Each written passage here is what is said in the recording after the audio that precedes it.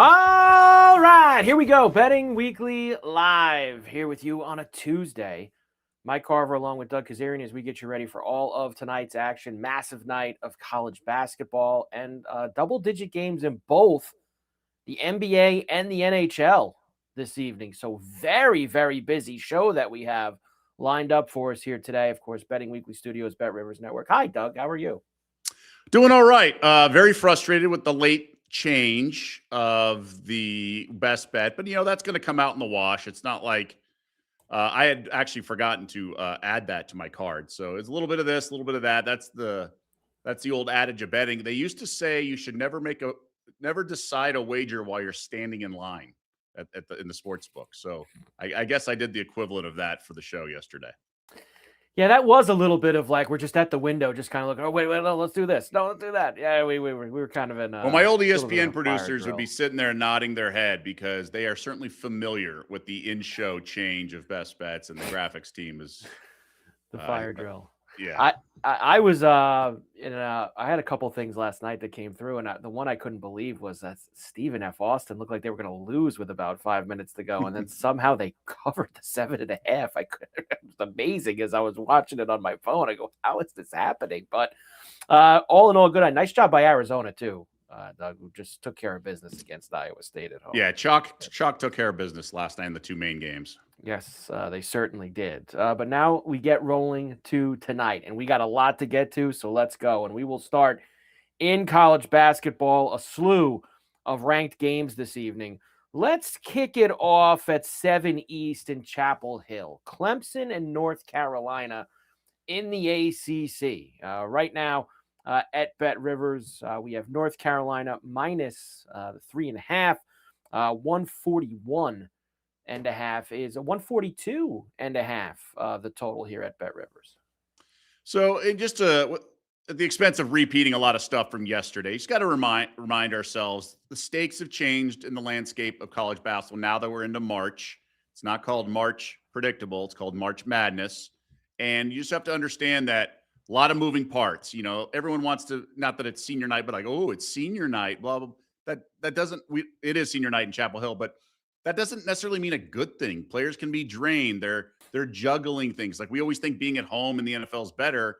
Well, it's like you got a lot more headaches when you come home. We talk about the NBA road trips. First game home is like another road trip. So just these narratives we create, just remind it's just another thing that complicates the formula. Clemson had lost 4 straight. Well, I bet them after 2 straight.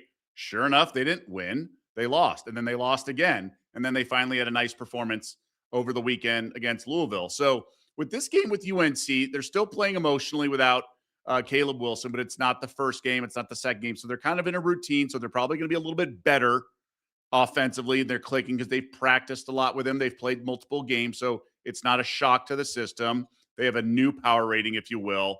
I lean to the dog here, but this is just tricky, man. You got to be kind of careful with these games. So I was leaning Carolina. Now I lean Clemson. It's clearly a stay away for me, but these are things that I was really impressed with how Carolina performed a week ago against Louisville. I thought that was a really impressive performance. Yeah, it absolutely was. And I was kind of looking at the total on the side of things for this game because I had been going after North Carolina unders a little bit. That ended with the Virginia Tech game on Saturday. That was their first over in a little while. 142 and a half. It's gone up a couple points, though. I think it was 140 last night. Now it's gone up to 142 and a half. So probably not going to. So you like the unders because he's known as obviously an excellent defender. Yeah, look, and well, it's just the way that it just felt like the games got a little bit, for some reason, they were hitting the under a lot more once, and that's Sure. like we got the under last week in that Louisville game. I think it was on one of my best bets last week was that game, but then they really turned it on with this Virginia Tech game on Saturday night. So I'm not that interested, Doug. I got plenty of other games here in college basketball that we're going to have some fun with this evening. Let's stay at 7 o'clock, and we'll go to Lubbock. TCU and Texas Tech. Texas Tech still ranked 10th in the country, laying 7.5 at home here to the Frogs. 147.5 is the total. I mean, you got to take the Horned Frogs here. This is a big number. Texas Tech off a monster win. Sharp money has come in on TCU. And the question is, is it as sharp as the money that laid the 9.5 against them on Saturday, or we got to get a little sharper money on this one?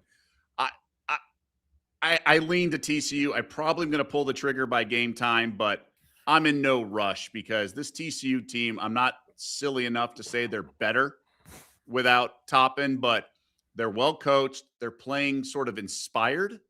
And usually, we saw this with Caleb Wilson, their first game, usually it lasts for a game or two, but maybe they're just they're clicking a little better. That's all. That's all you have to kind of think about. So you're still laying 7.5 instead of catching 9.5 like on Saturday. But either way, I'm in no rush to take 7.5. But that's the only side I would play if I did. Yeah, for TCU on the road here in Lubbock, and that was a monster win for Tech over the weekend against Iowa State as they come back home here tonight. Staying in the Big 12, BYU on the road to Cincinnati this evening. Cincinnati -2.5, 151.5 the total. All right, so first things first, I'll let the cat out of the bag a little bit. I've been fading this BYU team in the first half. They've not covered like 13 straight first halves or something insane. I don't know if it's slow starter. As someone who used to play sports in the college level, I was terrible early on. I didn't warm up properly. I didn't get the heart rate up. I mean, there are aspects of this. But it's certainly a trend that if you've been betting at all, you probably should keep at it.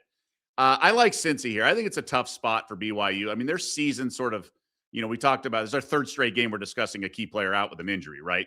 So Saunders goes down. He's a key part of it. Now, Devance has been picking up a lot of the slack, but still, man, this is a dispirited team, we can call it. I think that's a fair way to put it. And I just not in a rush to bet on them. I think Cincy sort of has kind of been clicking of late. So I'm gonna back the Bearcats here, although I'm not rushing to lay 2.5 here. Yeah, I mean, they're coming off losing to West Virginia and UCF the last couple times out, BYU, right? I mean, they're coming off a couple losses. I think Cincinnati's been a little bit better recently. Cincinnati or nothing, I would think, on this one. That's just after 9 o'clock East, ESPN2 tonight for the Cougs and the Bearcats. Late night Big Ten. Let's go there for us. Nebraska and UCLA. 11 o'clock East for this one. Now a pick 'em. So I saw UCLA -1.5 earlier. Now a pick 'em, 143.5 is the total. You know how I usually feel about these, Doug, especially when I saw UCLA at -1.5 this morning. The unranked team favored over the ranked team. Go ahead. Give me a little something for Nebraska here. I know sharp money on the dog a little bit, or the home team, I should say. It's been really hard for teams to go 2-0 and out west, right? Yeah. And UCLA got Purdue. They got Illinois after a cruise win in game 1 at USC, and I'm going to sneeze. Oh, bless you. Excuse me. Live content here. There you go. So conventional wisdom would be take UCLA. Nebraska lives and dies by the 3. I've just been so impressed with the Huskers, especially to make adjustments, right? They had a tight first half against USC. If I remember correctly, they were trailing at the break, and then they just flipped the switch and bomb a team. Like they did that to Minnesota, right? The look-ahead spot to Michigan. Oh, no. They buried the Gophers. I think outscored them by 25 in the second half. So I'm in no rush to bet the Bruins. The offense has been picking up. Now, UCLA picked up the pace against Minnesota because they knew the Gophers really wanted to slow it down into a rock fight shorthanded. I don't know if UCLA wants to get in that pace of a game with the Huskers. I would lean under again, even though I took it on the chin in that UCLA-Minnesota game. I think Cronin's not silly enough to try to run with the Huskers here. I think Nebraska can shoot it well enough to win the game. I think it's going to be a dogfight, but I lean under here. I think Mick Cronin's an excellent coach and will do his part to kind of muck it up a little bit and be more in the half-court set. Yeah, if I end up playing this, Doug, it's just because it's a principal play for me with UCLA. They're not favored yet. That's true. Now, this morning when I looked at it, it was 1.5. Now it's gone to pick them. So you're right. If it doesn't go back, if that's not UCLA favorite, then no, I'm not going to probably do it as we get a little bit closer to tip later. I got some time for that one too. 11 o'clock East. Can't wait to hear Mick Cronin's list of complaints after Nebraska beats UCLA tonight. Henry, it's true, though. At this point now, he does bellyache almost all the time. Too much starch. DeVar's too much starch. Cranky Cronin. Man, Cranky Cronin is that is exactly his nickname. Cries a lot. Amazing. It truly is. Alabama visiting Georgia tonight. Up, and away. Well, guess what, MT Smith? I'm about to talk about that one.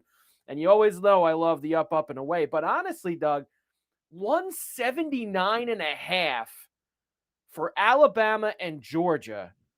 Now, we need to talk about this line, first of all, because I think we both think Alabama is a lot better than Georgia. And it's only I guess you could say 1.5. But 179.5, that is a lot. I mean, Alabama's got some games where they've scored 100 and hasn't gotten a 180. Like, I mean, it is just, I'm thinking of that 175 game with Mississippi State last week. But have you seen Georgia play? Yeah. I mean, tee it high and let it fly. Is that what we're doing? They are 7 heartbeats or less in score, not 7 seconds. Okay, so then I guess they can't make it high enough. But I don't know. Like, they're reckless and they're dumb, and so I've gone back and forth on this game because Alabama's way more efficient with their analytically driven approach, and I hate Georgia, but isn't this an ultimate flat spot for Bama, at least in the first half? I mean, Georgia's on the bubble. They're in, but they're on the bubble. And Bama's off the big comeback win against the Vols. I mean, I think I kind of have to take Georgia first half, but they chuck and duck like no other. And Alabama's analytically driven, so they're going to attack the rack. Georgia can't really rebound either. This is going to be such a track meet. Yeah, it's probably for MT Smith there in the chat box. It's probably up, and away. I mean, it just. Although Bama's had some unders with these high totals. To your point, they can score 100 and not go over. But I guess I'm emotionally scarred from that Horizon game I had yesterday where. Oh my goodness! Flew over. So they're still scoring, Doug. Those Cleveland State and IUPU, they're still going right now. Alabama, it's probably, you know what? This is around what that Florida-Arkansas game was on Saturday, and that thing that screamed over too, right? Yeah, but both teams were capable. I mean, Florida's obviously been a machine. Yeah. Pick first half, an 84.5 the first half total for it. I could see that though, Doug, with Georgia in the first half. I mean, if there's props out there like we get in the NBA, first to 10, first to 20, that would be the better way. I just think it's a really tough, emotional kind of flat spot. It's not like Bama's on the bubble. It's not like, they're going, it's not a sexy opponent or a rivalry game or anything like that. I just don't think they're in a rush to, come out and show, dominate this game. It's not football, Doug, is what you're saying. It's not Alabama, Georgia football. It's not. No.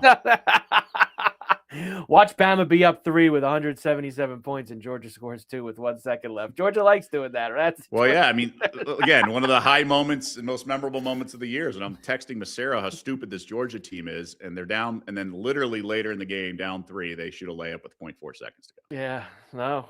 And look, and DeFars, you're right. You'll be sweating that the whole way. As Doug would say, you wouldn't want to bet under. There it is. You wouldn't want to bet under. Possibly.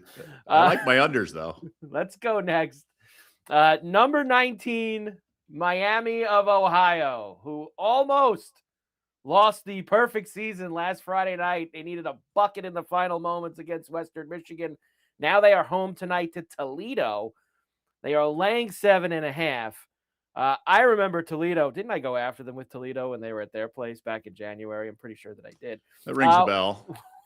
162.5 the total tonight. This could give them a clean 30-0, right? They're 29-0 heading into tonight. Yeah, I mean, they were shorthanded last game. So Suter fouled out, their stud point guard, and one of the wings is out, I believe. I mean, he's big, right? But They found a way to win, to your point. Now they're back at home. So here's what I've talked about in the past, and this is really important to understand sort of like handicapping. Okay. Someone could say, oh, they're playing tight and all this stuff, and then try to take the dog. Like, maybe they lost the last game, not because they were tight, because the other team just played well and they were shorthanded. Right. So the narrative you have in your mind, you may have confirmation bias to why that bet won. right? Plus the 12 or whatever it was. And so now you're applying it to this game, but it's like you don't really know if that was the real reason. We don't have a placebo effect. We don't have Groundhog Day where we just go back and replay the game Right. in a different scenario or whatever. So, it's fun to do the redrafts and the famous, the NBA drafts and stuff, but we don't have that luxury here. We don't know if they're truly tight or that was just the one game they had to play to get over the hump. And then all of a sudden they're back shooting freely and Suter, obviously fouled out last game. He's fine tonight. So I just think that's why it's really careful to create a narrative in our head and just think that's going to keep going. And that was the reason that the bet covered. So I don't know much about Toledo. I just liked Western in that last game plus the 12 because it was back-to-back road games. And that second half, they sort of seemed to have hit a wall. But that game was Friday. Now it's Tuesday. I think we're okay here. Miami sees the sort of light at the end of the tunnel at home. I think they'll be okay here. I wouldn't want to get in front of this train right now. And I don't know much about the Rockets. Yeah, look, it's I think they got their scare for the regular season on Friday night. I really do. Now, I know Friday they'll finish up against their rival. They're playing at Ohio Friday night to go for the last game of the regular season, but Ohio stinks. I think that they'll get out of these last two games, Doug. They're going to get into this thing 31-0. I mean, winning is different. I was just thinking the point spread, but I sure hope they do. Yeah, I think they're going to cover this 7.5 tonight. Toledo's not great either. They're really not. At home, no. I'm sure they having some kind of senior night tonight with Miami of Ohio too. I'm sure they're having some big thing. It's their last home game, so I'm sure they're going to be all jacked up. They have to. Now that's not necessarily a good thing, like I was saying, but yeah. There you go. What else we got? Tennessee on the road at South Carolina this evening. This is a little earlier start, Doug. 6:00 East for this one, and Tennessee minus 10.5, 141.5 the total. Yeah, I kind of like this game a lot. I like Tennessee first half. Okay. I just discussed a few games with injuries, right? What's sort of the common denominator? That first game, the teams have sort of been inspired and played really well. They've rallied around their situation. Now, Tennessee's off back-to-back losses, and they've had a couple days to practice knowing that Nate Ament's out. So I think they really respond. South Carolina, last team in the SEC in terms of record. They've lost 9 of 10, I want to say. I think it's a good spot to back the Vols. I think they'll figure out their offense. Again, when a key player goes down mid-game, it's a shock to the system. That's not the case here. I think they go in there. I think we have line value on the first half with just the edges, so to speak. So now it's up to 5.5. I think there's a good line value here. So Tennessee minus 5.5, up from 4.5 in the first half at South Carolina later this evening. Actually, earlier this evening. Remember, earlier start, 6:00 East. Horizon Tournament, game number 2, after we already mentioned that Cleveland State game from last night. Tonight, Purdue-Fort Wayne visiting Gottlieb and the Phoenix. Green Bay, minus 4.5, 145.5 is the total. Trip to Indy to get to the neutral site portion of the Horizon League tournament at stake. Green Bay beat them both times in the regular season. Green Bay's been pretty good for the most part over the last couple months, right, Doug, here in the Horizon as they get ready for Purdue? I think so. I think they've been excellent. They have been. It's Green Bay for me. I'm going Green Bay tonight, Doug. That's my play. I really like it. I just think there's like hate betting or whatever against Gottlieb. They're the better team. Alone. Now, Purdue-Fort Wayne only finished a game back of Green Bay, okay, in the standings. But Green Bay beat them by 17 and 18 points in the 2 regular season meetings, okay? They're well coached. They shoot the ball well. They're at home. I mean, they were just -1 at home to like the third to last place team on Saturday. They were -1 against Youngstown State, beat them by 18 or 20, okay? I think there's just line value on the Phoenix, so I'll lay it. Yeah, minus 4.5 for me too tonight at home. They've had a really good couple months. They've played well against this team. I like it. Late night Mountain West, always a favorite on Betting Weekly Live. Couple good ones tonight. And Air Force, of course, as always. Air Force is home for Grand Canyon. Grand Canyon minus 20.5. So are we now?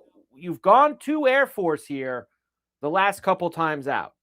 Now they go back home and they're playing one of the better teams in the conference. They're catching 20.5, 141.5 is the total. Are we going back after Air Force now, Doug? So they were catching 22.5 on Saturday with The Wyoming. game. Yeah. And I it just almost thought won. that was stupid. And they actually had the lead late. Now, I didn't think that would be close.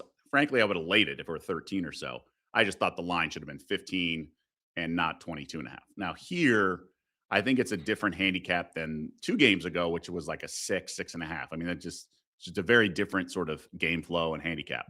I think the Lopes bury them. I think there's got to be a demoralized component to Air Force here, having been so close. Now you about to get steamrolled. So I'm laying it. I just think Grand Canyon kind of needs wins. I think it's a get right spot. Air Force is brutal.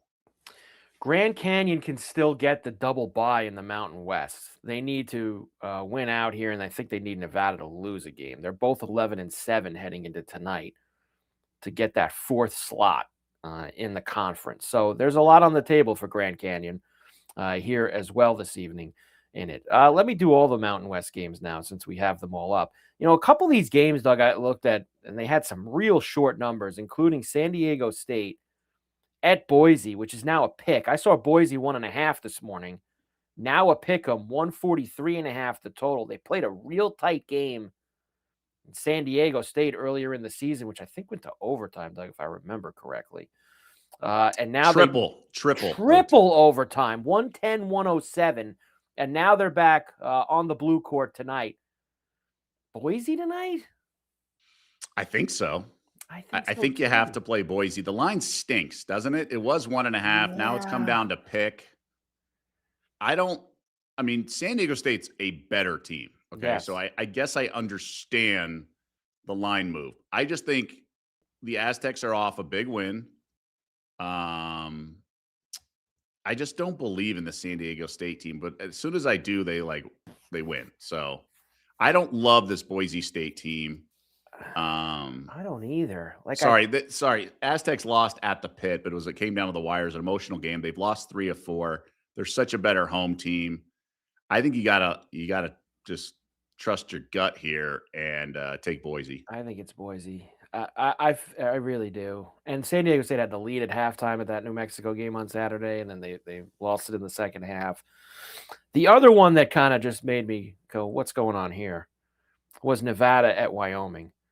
Because Wyoming's not very good. And I just told you Nevada is 4th in the conference. They're battling with Grand Canyon for the double bye, and only 1.5 point favorites on the road in Laramie.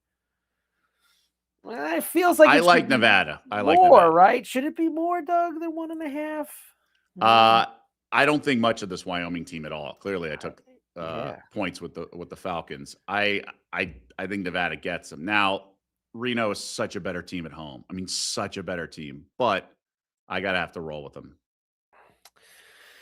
Yeah, they are a lot. That's a pick now for Wyoming. I mean, come on. Line stinks. I might have to take the Cowboys tonight. It'll be a little cowboy action for me. If Hawaii Pacific could beat Boise, so can San Diego State. Well, that's very true. But, conference games, a little different. The only other one I'll bring up with you is UNLV's at home, catching points at home. I'll get to Mason next. Utah State at UNLV.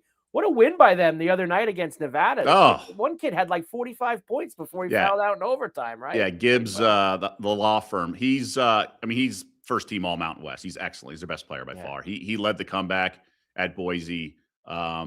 His teammates picked him up after he hit the game-tying 3 in the final seconds. Yes. So you just don't want to bet on UNLV off a win. You just don't. Okay, no. I learned that the hard way a couple of weeks ago with CSU.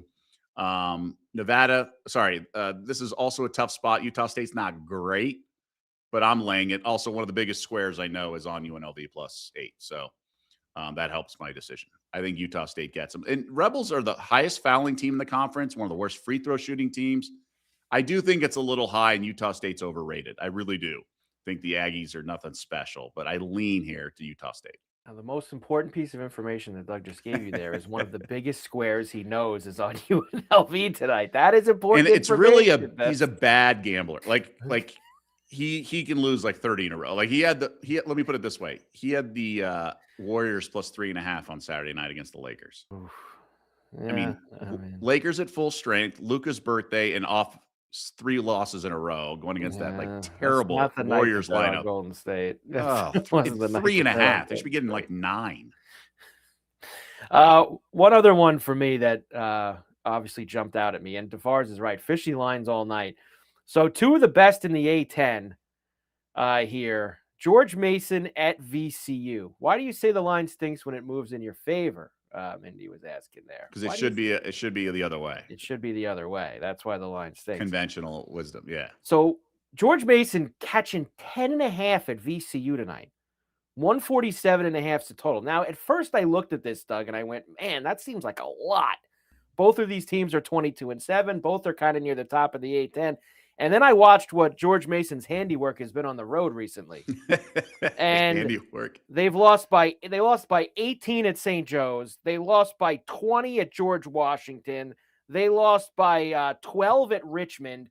I think we're picking it up. They have been awful on the road, George Mason. That's why it's 10.5. Yeah, they're not alone in the conference be doing that. Dayton's pretty bad on the road. Yeah. George Mason, remember they went to GW and lost by 18 as 2.5-point favorites. Yeah. We were on that game on a Friday night a couple weeks ago. Mm-hmm. I don't want any part of Mason here. I think it's VCU. I think it's a VCU smash job, honestly, tonight. Yeah, Jim Larinaga is not walking through that door. Is that who he coached? Is that who he coached? Yes. Okay. 40. It's not 40 minutes of L. No, it's not. There you go. Just the other ranked games that we didn't mention. Does this friend know you fade his picks? Hayden wants to know. Does the friend know, Doug, that you're no. That is the number one rule with all of this. Yeah. You don't want to upset the apple cart. You do not let him keep playing. Keep playing. If he knows that there's something going on, then he's going to start doing reverse psychology and whatnot. You just want to let Russ cook. Okay. Let Russ cook. Don't get involved. It's like your buddy who's playing well. He's like 3 over at the turn. You don't say, "Hey, I can't believe how great you're playing," unless you want him to screw up and you're losing money to him, and then you say things like that, right? So in this case, you don't say anything. Don't get involved. Just find ways to get his plays without him knowing. Only other ranked games just quickly that we didn't mention. Very big number for St. John's at home against Georgetown, but Georgetown stinks. So I mean, the game's it's a big number though. It's pretty big. Johnny's off a big performance with the white suit, Patino. Yeah. If this were on the road, like laying 9 or something, I'd want the Hoyas, but yeah. This is tough. Is this senior night at Carnesecca? They're at the Garden tonight, I'm pretty sure. Interesting. Rick's pretty much gotten all these Big East games at the Garden now. That's right. He was petitioning to get the sellout hadn't happened yet. He was trying to get sellout going. That is, I think the only one that they still play at Carnesecca in conference is like DePaul. I think they're the only one. I think everyone else now, he kind of has shifted it out to the Garden whenever they come through. If you like big spreads, we also have Florida laying about 3 tutties to Mississippi State tonight. If you're interested in that. Or Illinois laying about 18.5 against Oregon tonight. So some big spreads in the other ranked games. Yeah, I think it's just a weird time. That's what I said at the top of the show. Like, it's just a tricky kind of situation, right? Like, you just don't know what's going through their heads. Bubble teams, they're going to try hard. Yeah, but they're on the bubble for a reason. Or maybe they play well. Right. Certain teams are playing well. But Auburn, 10-point favorite last Saturday, laid an egg. Other teams have stepped up. Stanford won both games last weekend on its home court, beat SMU. Really nice performance by the Cardinal. Again, I mean, you beat SMU, great. It was a 1-point spread. But it can go both directions, is my point. Illinois, lumber after Oregon loses. But they beat Whiskey last week. And so does Illinois drop the hammer off the disappointing loss, or do they just kind of go through the motions because they got senioritis looking ahead to the Big Ten Conference tournament? Yep, it's a very difficult week to get involved in these gigantic spreads when there isn't a lot potentially on the table for some of these teams. There you go, tonight's games. Anything futures-wise, Doug? I think we bring this up maybe another day. So I did a little thing on Substack. Look, you got 3 short numbers here. Let's call them tri-favorites, but it's really co-favorites and then another team in that tier. I just don't think you can bet either of these 3 teams at this point. Okay. Now, conventional wisdom would be like, it'd be nice to have in your back pocket because they're going to, sleep their way to the Elite 8 probably. and then they're going to be like plus 200, but they're not going to be like even money, because as long as there's one of the other favorites in the mix, you can't have the odds too low. Right. And if you remember last year, Florida won it all, but in their final 3 games, they were down 8 points. And then at halftime, I mean, they had that Texas Tech game, they were down 9 with 3 minutes to go. Okay. Mm-hmm. So there's going to be plus $2, $2.50 at some point live wagering with one of those 3 teams in one game.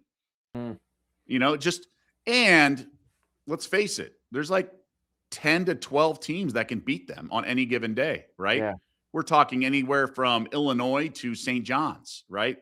Tennessee, Arkansas, you know, one of these teams can get hot. Bama.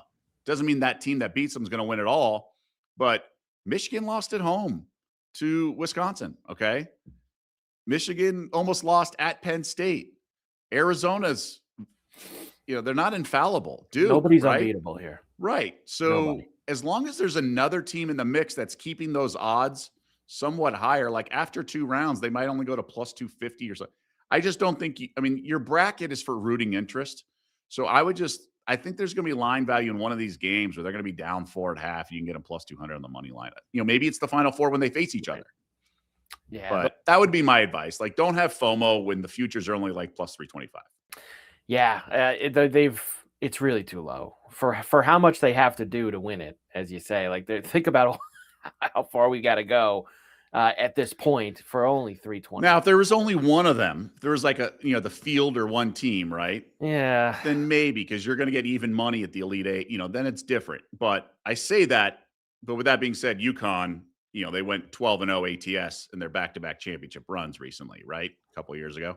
So there is a way where and then so what? You miss out on a plus 325. But again, there's not a dominant team like the Huskies were, especially 2 years ago when they were the defending champs and went into the tournament trucking everyone and then beat Purdue and covered. I think the question is, when these teams meet, like when Duke faces Michigan on a neutral, it's gonna be like Duke 1.5 or something. Yeah, and that Alabama comeback the other day, it pulled me in, Doug. I grabbed Alabama at 68 to 68. Now we're talking. I got on Alabama. So I'm in. I got a little Alabama now. Add it to the portfolio. Let's go, Nate. Get things rolling. And there's injuries. Look, Jamal Shed a couple years ago. That was Houston's best team. He got hurt, sprained his ankle, and they lost 56-52, I want to say. I think it was to Duke. Okay, yep. That happens. Last year, ACC tournament, don't forget, Cooper Flagg rolled his ankle. And they were playing Wake or Georgia Tech, one of those yellow teams. And then he came back, and he was actually pretty good in the championship game of the ACC and then the play. But you just don't know. Now, you could say, well, other teams could have injuries too. Yeah, but you need like 5 teams to have injuries. Like, they're going to face different teams each week in each round. And, we haven't seen Shire do it, right? He blew a late lead last year. Do you want to go to battle with him? Michigan can go cold shooting for sure. Arizona doesn't shoot threes. Can that formula win in today's college game? So this is not UNLV 1991 where they're just way far and away everybody else. It's a trio, and I think that makes it interesting from a bet because the odds aren't going to move that much. And I just think there's a lot of moving parts to do that for plus 325. Where if you choose one of those teams, it could be a dog, right? Because you have co-favorites, you don't have one favorite. So I just think there's a lot of reasons not to do it versus yes. And we'll, of course, we'll be talking a lot about this now that we've hit March. So we'll be doing plenty of futures here for the tournament coming up. If you like what you see, of course, on Betting Weekly Live, as you should, make sure you subscribe to the Betting Weekly Studios channel on YouTube. You can check us out and all of our other shows, including released earlier today, episodes of both Betting Weekly Game Bet Match and Betting Weekly WTA. Nigel Seeley is joined by Sean Calvert and Tim Dennis to preview both the men's and the women's BNP Paribas Opens at Indian Wells. So make sure you go and check that out on the Betting Weekly Studios channel. Nigel, Sean, and Tim have you going. Betting Weekly Game Bet Match, Betting Weekly WTA. And speaking of Indian Wells, tennis fans know that Indian Wells is the 5th major. And Bet Rivers is giving bettors a bonus swing for the event. Players in New York or New Jersey can take advantage of our 5th major bonus bet from Betting Weekly. Enter the bonus code BW32 in your Bet Rivers app to receive a $10 bonus bet to use on the Indian Wells BNP Paribas Open. That code again is BW32, and it's available to Bet Rivers bettors in New York and New Jersey. Offer ends on March 15th. Must be 21. Eligible players only. Gambling problem? Call 1-800-GAMBLER. In New York, call 877-8-HOPE-NY or text HOPE-NY. Tennis is rolling at Indian Wells. Okay, Doug, let's get the rest of the basketball in, because not only do we have a ton of college hoops tonight, but we have 10 games in the NBA, which we should after a light night last night. Why don't we start with the NBC Peacock doubleheader on the East Coast side, 8 o'clock East. The Spurs in Philadelphia against the Sixers. Spurs -8, 232 flat the total.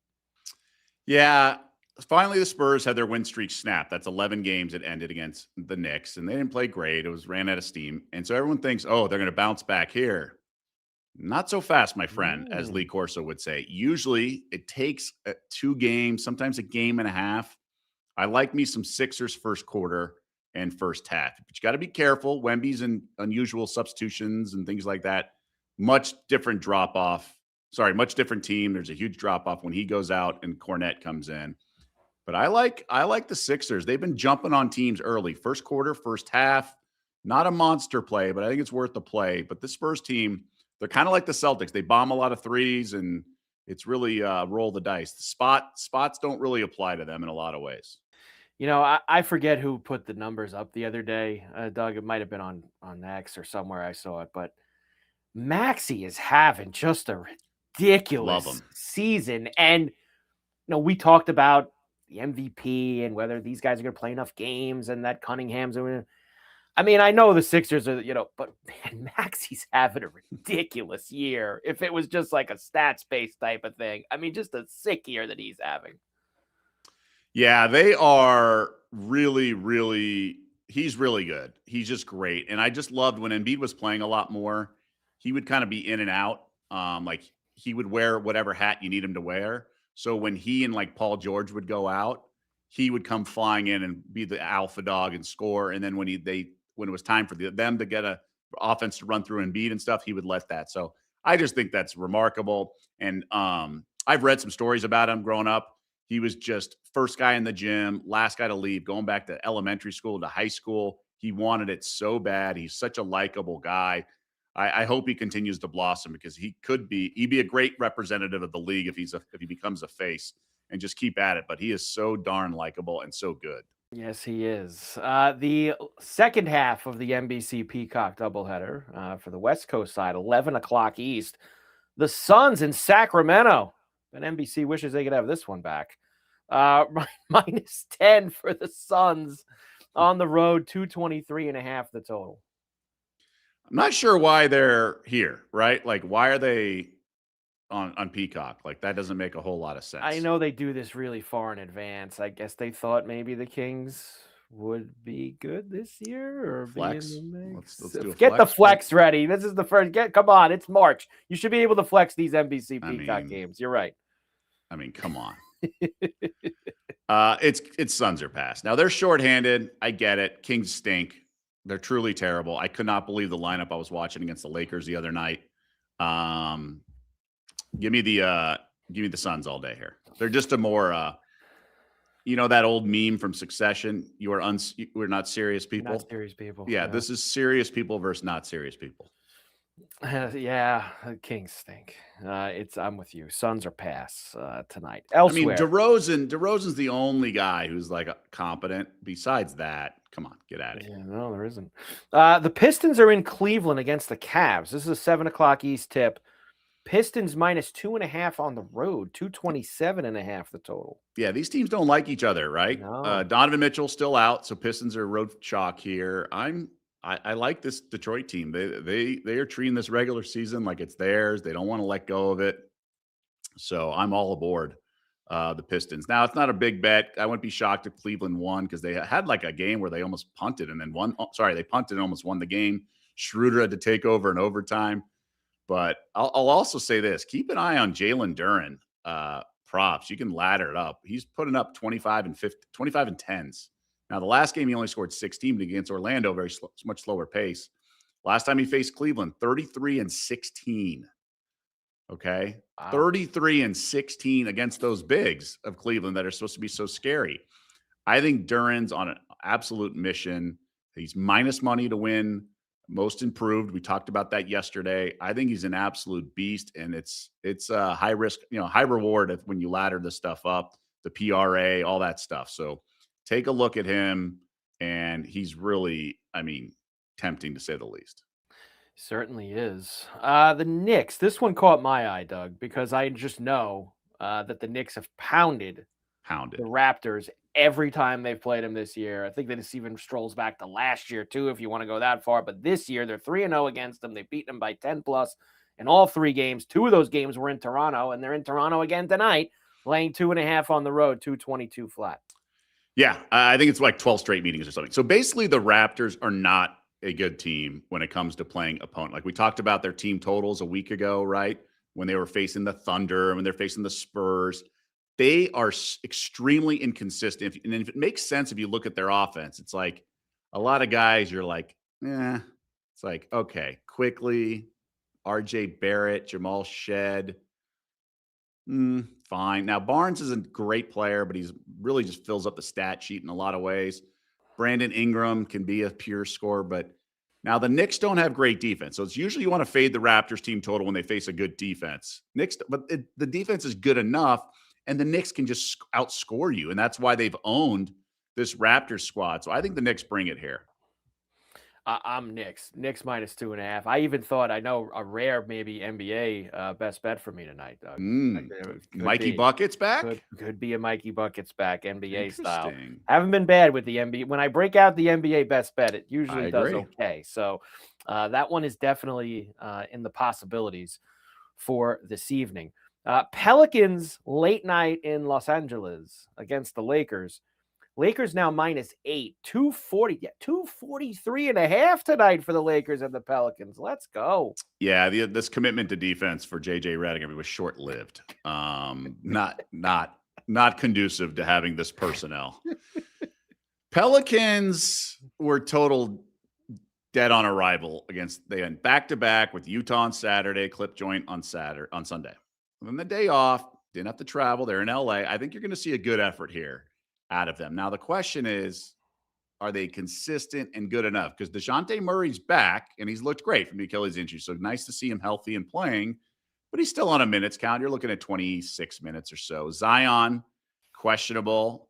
He just did that interview with Malika Andrews and jinxed it, I think 32 straight games or something. And now he may not play. So he and LeBron would be fun to watch.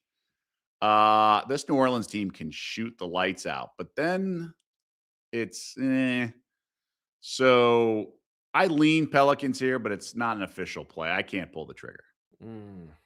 Late night in Los Angeles. The Thunder. Now, I didn't bring this up with the Knicks, but I will. This applies probably more to the Thunder because I know you brought up this scenario last week where they were playing a team that wasn't that great. And then tonight they're in Chicago against the Bulls. And then tomorrow they're playing a national TV game in New York at the Garden against the Knicks. Thunder Knicks tomorrow night is the ESPN game. But tonight they got to lay 10.5 in Chicago against the Bulls first. Well, as the old saying goes, once you lose 11 in a row and then finally win a game like the Bulls did, you got to keep. No, I don't know. Billy Donovan revenge game. I don't know how to look at this game. The Bulls stink, but they have a couple decent players. Baselis is a nice piece. Giddey's a nice piece. But the Thunder's like third unit could be better. So yeah, it's looking like the Bulls are getting the money, according to Frankie the Fixer. You're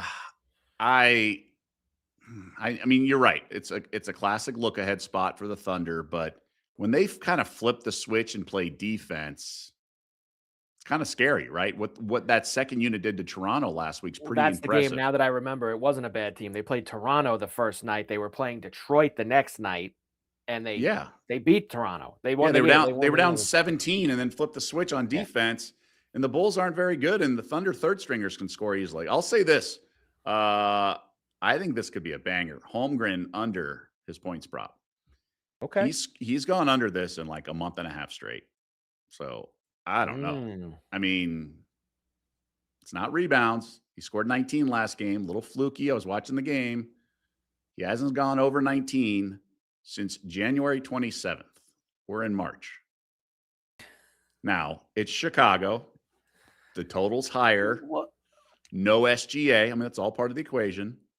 But, stiff wind comes through Chicago and blows them over. So there's just a thing You about bring up all that, Doug. Why is it at 19.5 then? If you like, we had 19 last game. Okay. And there's no SGA. Okay, so he's been right there. Right. J-Dubs is still out. Hartenstein's out. So now he's going to get more minutes at center. So that's probably part of it. But, it's like, I think guys like Case and Wallace and those guys are getting more assertive offensively. So they're not just trying to give the coach 5 minutes of hard defense and passing. They're taking more shots and everything. So I think the supporting cast feels more comfortable in the offense. And that's why I want to fade Holmgren. Crooked Chef want to get our man Isaiah Joe involved over 15 points. He can bomb it. He has to score. He loves shooting from downtown. Tankathon 5-way money line parlay. Charlotte, Orlando, Miami, OKC, and Phoenix. That's a plus $1.18. Who screws it up? That's the question you got to ask yourself every time you get one of these. I know Flag's not playing, but is he in the building? Looks like Knepel is poised. That's right. I mean, you do have Dallas, Charlotte tonight. Bulls are the worst run franchise ever. I'm going to get to Dallas, Charlotte in a moment. Be careful with the worst run franchise. I mean, there are the Sacramento Kings involved. There's a lot of other teams that could say worst run franchise. The Kings are leader in the clubhouse. You got to really take. Doug, did you see USA men's basketball national team lost to DR this weekend? 20-point favorites led by James Wiseman.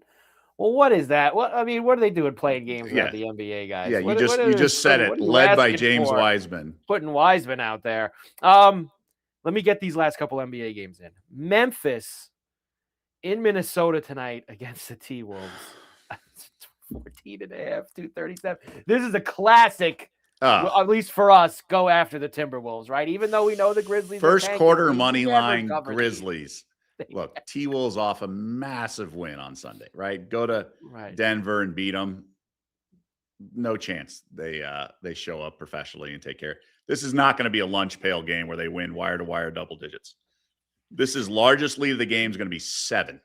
It's going to be one of these stupid games where the Grizzlies I think the Grizzlies points first quarter team total is a banger. I think the more I think about this. Okay. The problem is I've seen the lineup of the Grizzlies and it's not good. Yeah. And Minnesota likes their defense. I just think they're going to barely show up tonight. 28.5 for Minnesota in the first. Oh, that's high. Come on. It should be 24.5. And all our guys aren't playing. Is any of our guys playing? Is Cam in there? Well, Coward's out. Yeah. Aldama's out. So it's Gigi Jackson, Jalen Wells, Ty Jerome's doubtful. Who? We're probably going to get Cam Spencer and Scottie Pippen Jr. Taylor Hendricks is going to get a lot of run. I can't. Yeah. That total seems high, Mikey Buckets. I know you like your unders. 237.5. Memphis pushes pace like I've never seen. And this could be just like the Timberwolves. This is just going to be like a 3-point shooting scrimmage for them. They're probably just going to hack up a bunch of threes. All right, this is part of the equation because there's Tankapalooza here. Memphis off back-to-back wins. So what's the bigger force? I think the T-Wolves not caring is the bigger I would agree that is a bigger force. It's the bigger force is that out of these two things. I saw Steve bring this up on the chat box, so I'll bring it up now. Obviously, Flag's not playing, but Flag will be in the building with his team against Knepel. I think so, yeah. So 13 for the Hornets, who, of course, have been on fire with the 228 total. Man, that team is just they're the America's team now, aren't they? They are. Everyone's jumping on the Hornets. Everybody's jumping on the Hornets. Everybody loves Knepel. I mean, this is just it's snowballing right now, Doug, for them. Snowballing for Charlotte. Yeah, I don't have a good read of this Dallas team. I think they kind of just grind away and are not very good. That would be my early read of this. I would say under, if anything. 228 is kind of a big number for a Mavs offense that stinks. To end the NBA, I'll ask you: would you rather? Oh yeah, no Najee Marshall. That's a big Oh, one. no, No, no, he's my Najee guy. Marshall. Everyone knows. Yeah, that's a big number. Speaking of big numbers, but to end the NBA, would you rather lay 16 with the Magic, 16 and a half against the Wizards, or would you rather lay 13 with the Heat against the Nets? Which one would you rather do? Wow.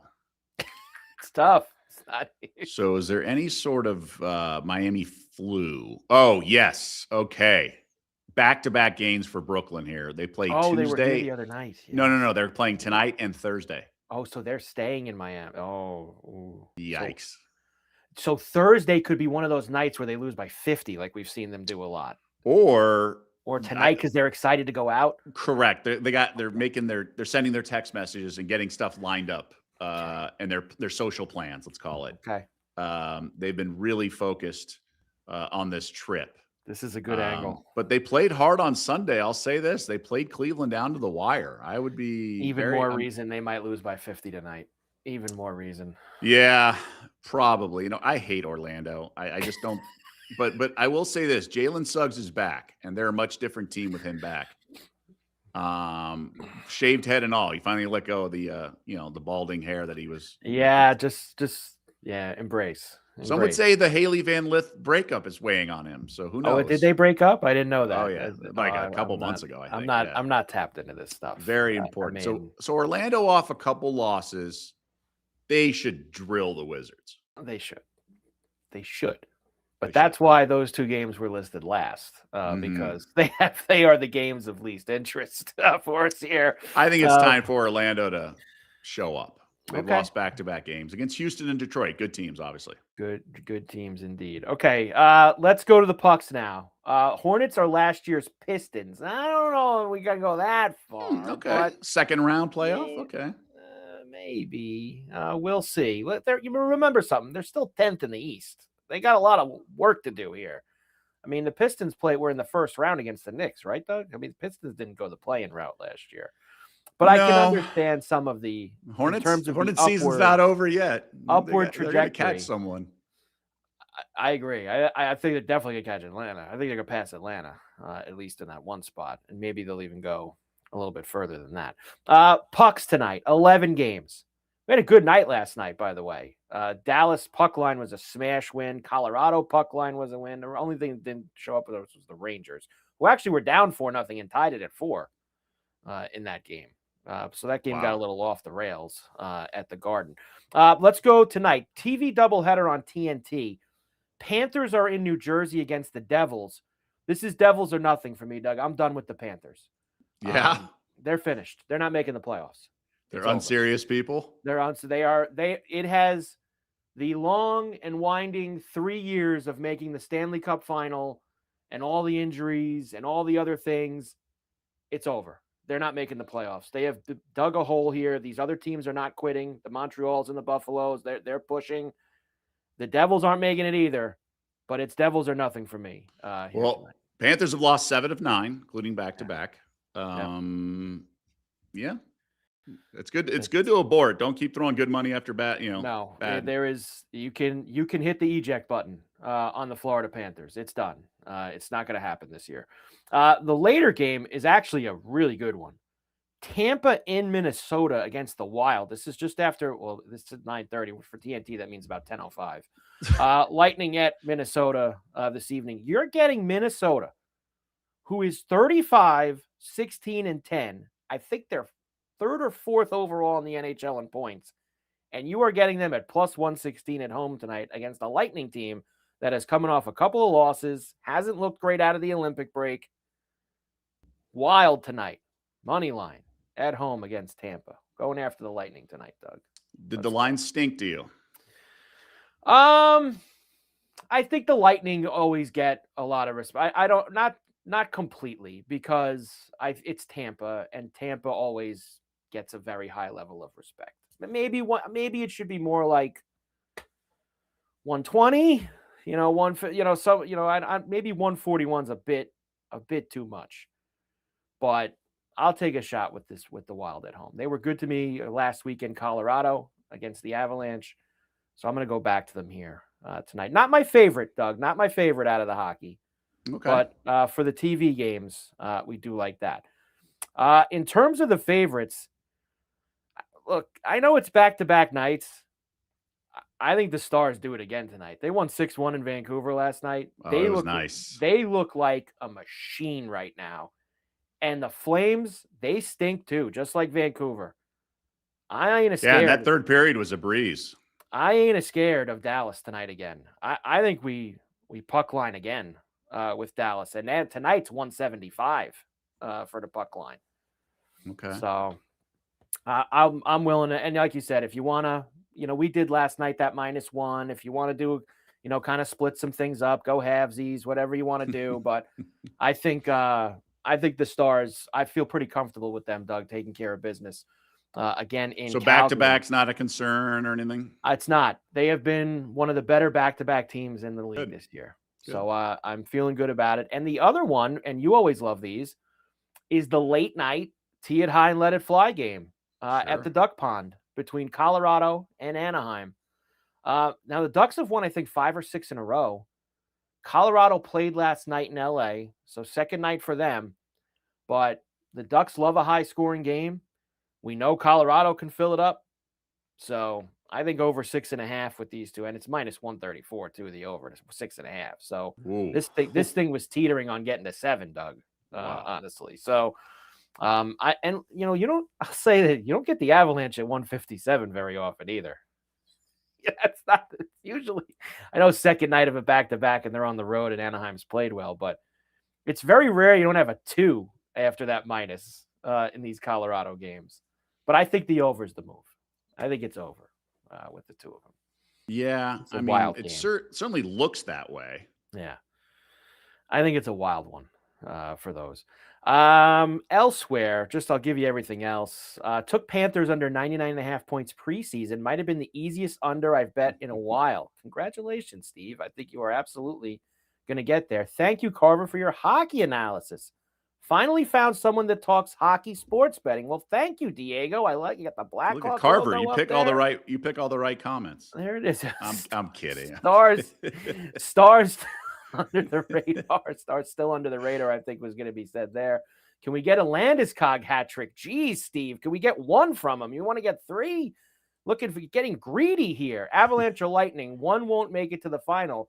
Honestly, Jern, I wouldn't be surprised if neither made it to the final in the NHL. I don't think that I think the West is super hard, and as good as Colorado's been, I don't think it is a cakewalk for them getting there. And I think the East is wide open, and anybody can beat anybody out there. Boston's won 10 in a row at home, Doug, if that interests you, against the Pittsburgh Penguins at -127 tonight. I did put them in the puck parlay. They have not lost at home since late December, the Boston Bruins. So haven't been good on the road, but at home, they've won 10 in a row. Yeah, I saw the headline, the Rangers won in regulation at home for the first time in this calendar year or something insane. Utah starts an East Coast trip in Washington against the Caps.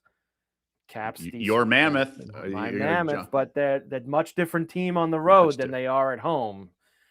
Columbus and Nashville both played yesterday. They're playing in the tonight. Morning. Oh, they're playing a night game finally now? Playing a night, yeah. So Nashville actually has the extra rest, I guess you could say, since they played in the afternoon. So one of the gentlemen, the previous comments mentioned, hat trick. I don't see a lot of player props out of you on the ice. Yeah, I know. It's sometimes I throw you a goal now and then if I'm feeling good about shots somebody. on goal too. Like some of these, I hate shots on goal. I stopped. So I got in on this once, Doug, when this became a fever when this first started a couple of years ago. Shots on goal props, and I started playing them a little bit, and then I started getting mad because I didn't like that. There was times where I clearly saw a guy get a shot on goal, and whoever the stat geek is upstairs that marks them officially for the NHL wouldn't give it or would say there was a slight tip or that it didn't reach the net. I got out of it. I'm out of the business of shots on goal because I don't trust them. Reminds me of my ninth grade basketball team. We were pretty good, and we had 2 girls would do the stats, and I found out, some guy had like 14 assists in a ninth grade basketball. I'm like, what? And I was talking to her once. She didn't know what an assist was. She was just like, thought it was like a pass or something. So very sketchy statistics is what you're saying. Like you don't Yes. really know. You don't really trust it. Yes. I don't trust the shots on goal. And goals are tough. Look, I have some fun with some goals on a big game up, like that when I throw a first goal here. We definitely got involved in the Olympics. I got involved with the goal. That was a big game. It was a big game, and I got in the mix. The playoffs, maybe a little bit more, but the regular season is tough for props. It really is. I have a hard, it's hard enough picking the games, Doug. I gotta get involved in the props too once in a while. I'll try throw you a few here and there. Right. There you go. Our night on the ice for this evening. And Montreal's in San Jose. If you want another late night at the Shark Tank. For an over. Maybe you can get one there. Best bets and the Daily Double on Betting Weekly Live. Ooh, you called a quick audible there, Doug. Yeah. I thought you had the one I was going to go with, and then you pulled it out real Well, you fast. can take it. Yeah, I can't now. I'm going to stay with what I had written there. But when I saw you had the other one, and I'll just say it, Doug had Knicks -2.5 on there, and I went, well, I didn't love it. I didn't love it. So, okay. it wasn't really like a pure best bet. Like overnight, Sunday night to Monday, I liked the Clippers a lot. My thing is this. I just forgot about the Case and Wallace props. I've been on a run with him over 12.5 and 13.5. So I've been on a nice run. The night I did Westbrook rebounds was also a night I did Wallace, I believe. I have to check one of my spreadsheets. But I was talking about earlier. It's against the Bulls. No SGA. No J-Dub. Case and Wallace is why I like Holmgren unders because he's being more assertive and stuff. So I don't know, man. I just think Case and Wallace is the guy. So I'm gonna have to play that.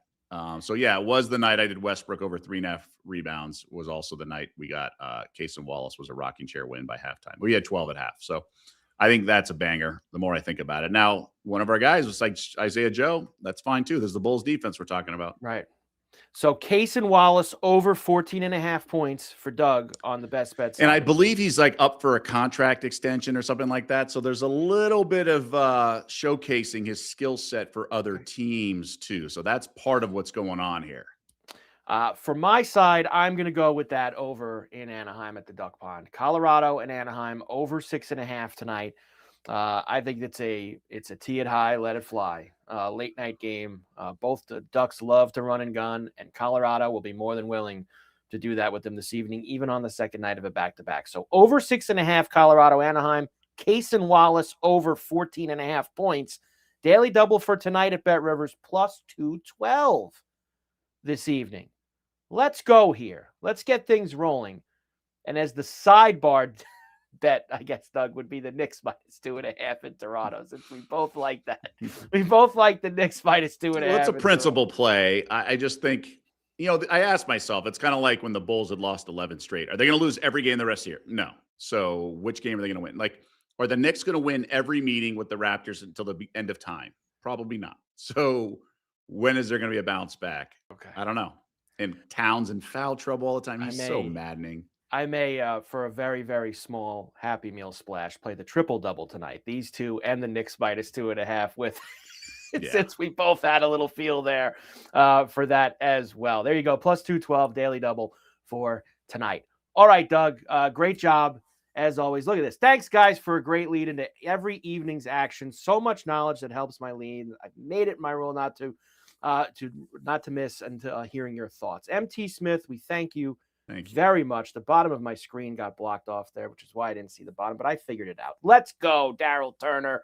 I like it. And yes, it is great to have you all set up for the rest of the evening here. And we'll be back, Doug, to do it again tomorrow, 4 p.m. East, 1 p.m. Pacific, Betting Weekly Live, of course, Betting Weekly Studios channel on YouTube, Bet Rivers Network. Tons of college hoops again tomorrow. Another good night in the NBA and NHL. And it's Wednesday, right? So some picks for the Arnold Palmer at Bay Hill for the golf this week. Signature event. Already have one. You can get a nice price on Lowry if you want. Yeah, you can get a nice price on Lowry. Go ahead. If you like burning money, you can go get a nice price on Lowry.